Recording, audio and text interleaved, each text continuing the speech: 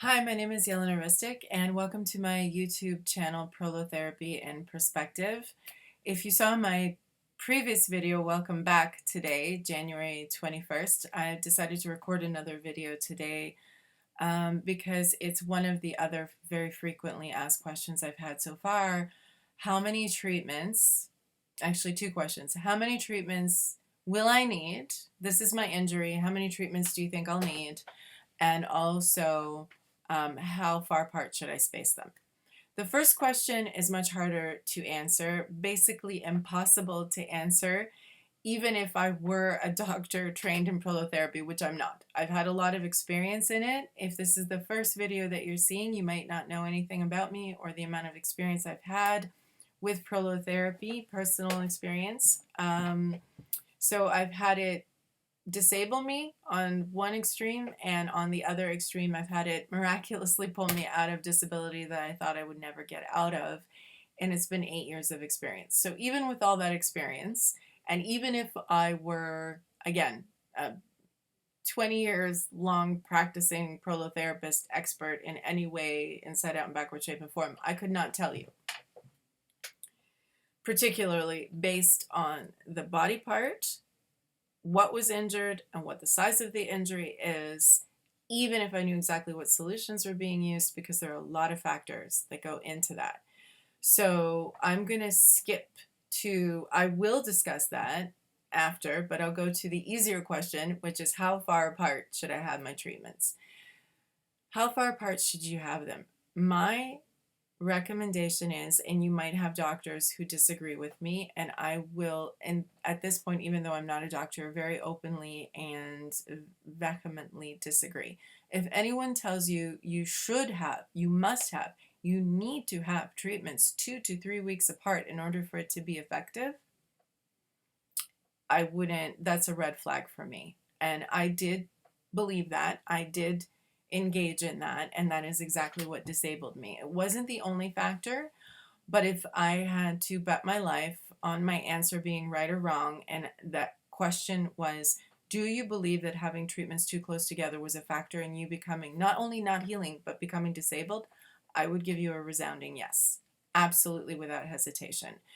And the other, what I can tell you again from my experience, and also a logical question, if ligaments, tendons, muscles, and cartilage take an extremely long time to heal, nerves as well, under natural circumstances, then why even under provoked circumstances? I understand that more healing factors are being added, which gives a chance of better healing, but not necessarily faster.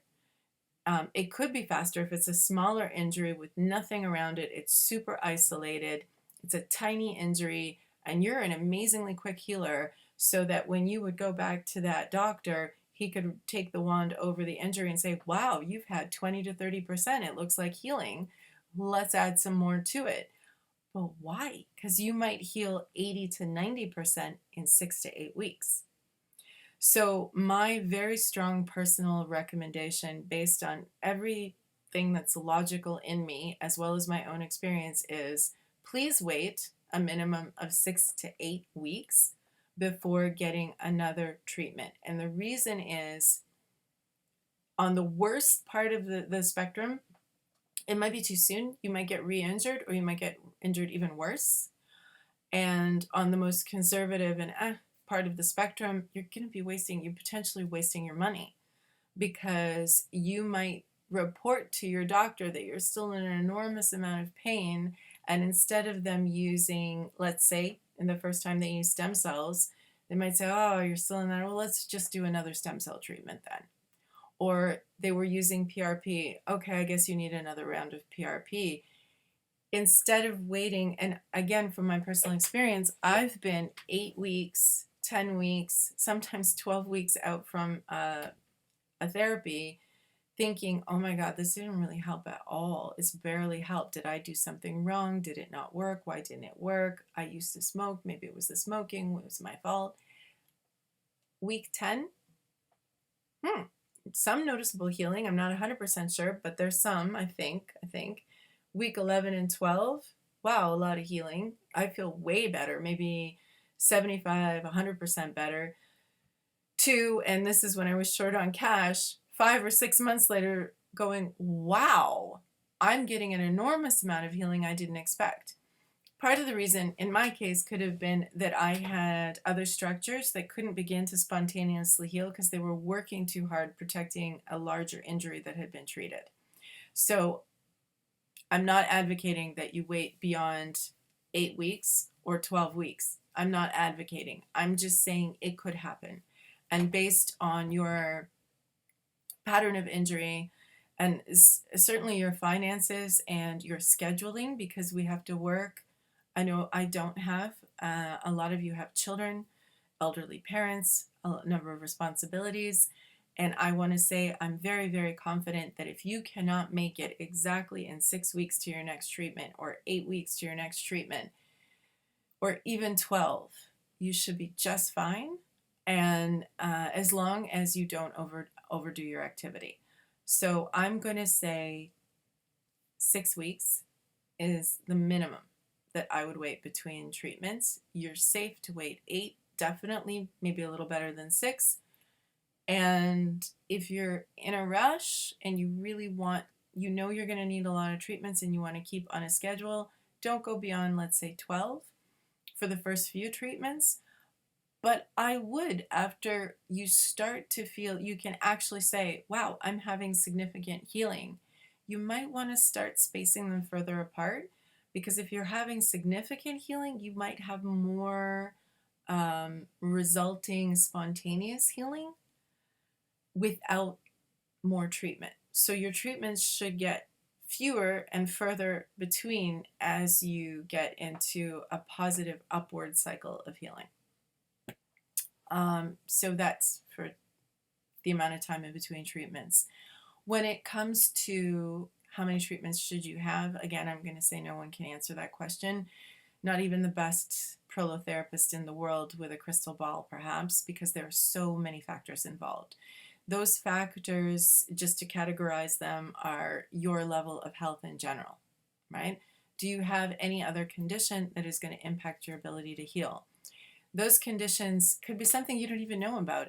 A lot of chronic pain patients, especially if you've been in pain in a long time, adrenal fatigue affects your immune system, affects your ability to heal. Hormones are out of whack. Cortisol is through the roof. So I will do another video about what you can do or what avenues to explore to ameliorate those negative factors in terms of the context in which you're doing your healing and your prolotherapy, how to deal with that. But know that they're there. So do you have adrenal fatigue? Are you menopausal? Do you have hormonal issues? Your age, how old are you? Do you have any other kind of connective tissue issues, such as Ehlers-Danlos syndrome, Marfan syndrome? Are you a hard healer just in general, and have you ever isolated why? Autoimmune disorder, Lyme disease, any of those things. So a good doctor will rule based on taking your history.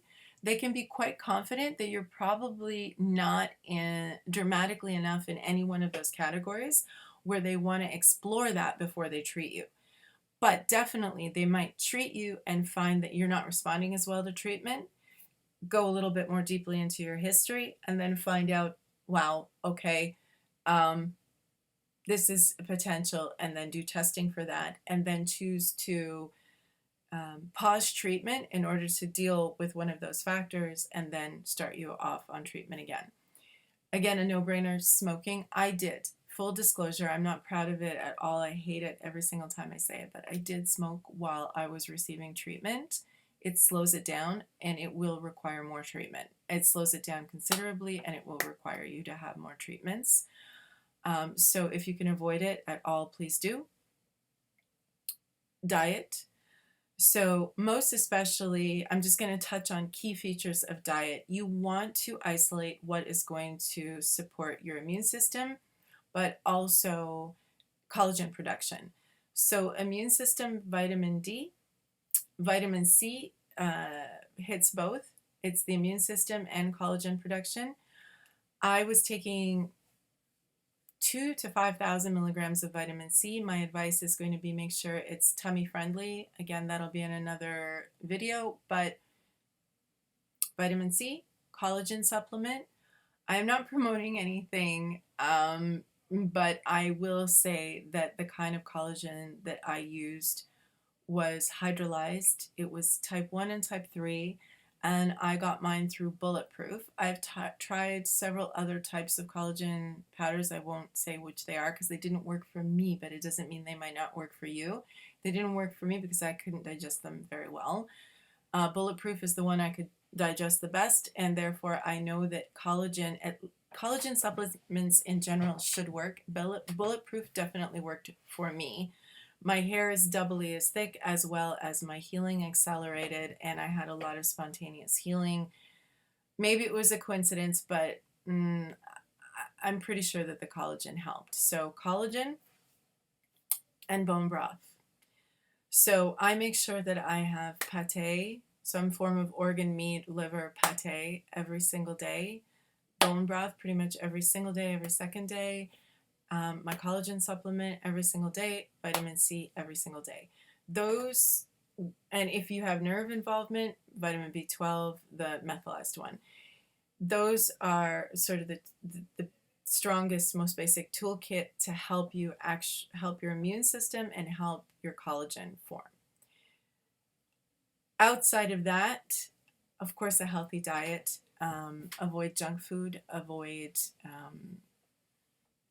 anything that is going to get you to put on too much weight, because the more weight you have, the more burden that is on your structures. And the last factor is activity, how much activity you can do. And the reason is the more circulation you get to various structures all through your body and various structures in your body, the more healing factors you bring, the better you heal. The more oxygen you bring, oxygen helps healing. And again, I'll do another video on just on oxygen and healing. But that's the reason for a level of activity. But please do not feel that you must do activity if you can't. If you are in a lot of pain, if it terrifies you to do activity, it's absolutely not necessary until, and you'll know, your gut will tell you, you will know. You'll slowly find that things become easier. Getting out of bed becomes easier if that's your issue, or lifting your arm becomes easier. So you'll automatically be more free and do more of everyday activities. And when you get to the point where everyday activities are no longer an issue at all, that might be when you might want to start putting in more activity to get your heart rate up, to get your circulation going, and to increase your oxygenation. But in my experience, that was the last component that I needed to add. Okay, so ideally, the ideal patient is one that's not too injured, that has an injury in one structure only, and it can be treated in 3 to 6 prolotherapy sessions, spaced 6 weeks to 8 weeks apart, that doesn't smoke, that has a very healthy diet, that has a healthy weight, and can also exercise. But I'm betting if you're in that condition, you're also not in dire need of prolotherapy. Most of us and most of the people I've communicated with so far on social media, and I expect the majority of my audience are going to be people who are really suffering and desperate and scared and are not in any kind of condition to engage in exercise. So just a quick recap. How many treatments will I need? Don't know. Depends on many factors. Your general health, your habits, drinking, smoking, all the things that bring in toxins, and also the level of activity that you can either currently maintain or work up to, as well as the skill of your doctor, the types of solutions that they choose to use. Too many things to be able to give you a number. How far apart should you space your treatments? I'm recommending a minimum of 6 weeks. If you are in a healing cycle where you're just starting your prolotherapy, I would say no longer than 12 weeks, ideally, apart for the first initial treatments until you get a good healing push. your level of activity is going up, your pain is going dramatically down, and then you might want to space them further apart. The reason is you can have more spontaneous healing than anyone can predict, and the only way to know is if you allow the time for that healing to happen before your next treatment. And cost-wise, I would recommend spacing them further and further apart once you get to a place where you can tolerate that. Again, because you might actually have more spontaneous healing and need fewer treatments, but not know that if you have in your mind, I'm going to need 10 treatments, I'm only on number 5, but I'm feeling way better. However, I need to like keep those treatments going. So I'm going to make sure 6 is 8 weeks from now, and then I'm going to book the 7th treatment 16 weeks from now. It's not always necessary. Okay, so keep that in mind. Allow yourself some time to heal. And also for mental health, it's not fun being laid up post-treatment. And this is, actually the third thing that could bear upon it. I'm just so used to being in this routine that it didn't come to mind when I initially started the video, which is how good you are to yourself post-treatment. That's the critical time. The first 2 to 3, sometimes for hard healers like me, 4 to 5 weeks after treatment, you want to baby yourself. You want to not do anything that hurts. And I like to, which is a little overkill, but based on, my experience and all the trauma I had, I like to stay in bed for the first 2 to 4 days. Just rest, eat a lot, and rest my mind, get my cortisol level down if it's possible. I teach at a college. I get fair amount of time off in the summer, not by choice, and it's not paid, so, but I do get it off.